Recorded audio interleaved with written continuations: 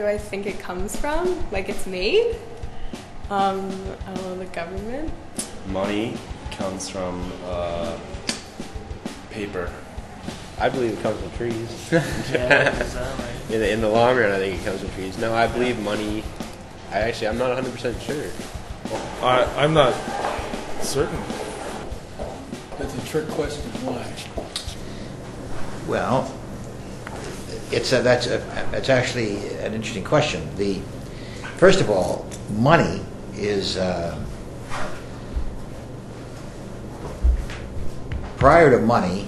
It's going to sound like a long answer, but I'm not quite sure I know the nature of your question. But let me see how I can handle it. Thank you. Prior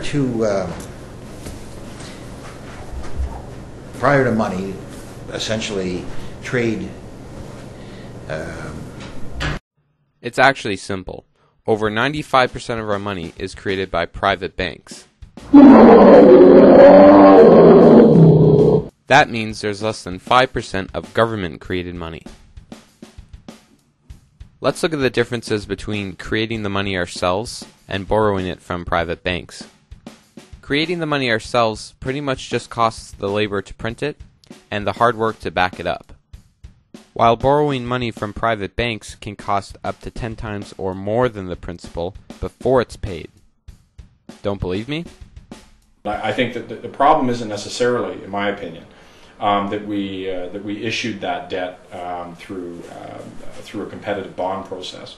The issue is that the level of spending that we engaged in was not appropriate, and we got into a situation where we spent too much. This is Canada's federal debt. From 1867 to 1992, we owed $423 billion. However, 91% of this debt is the result of interest on interest. And only 8% of the money was actually used on real things, like goods and services. But now we have to pay back over 10 times what we needed, simply because we borrowed from private banks instead of ourselves.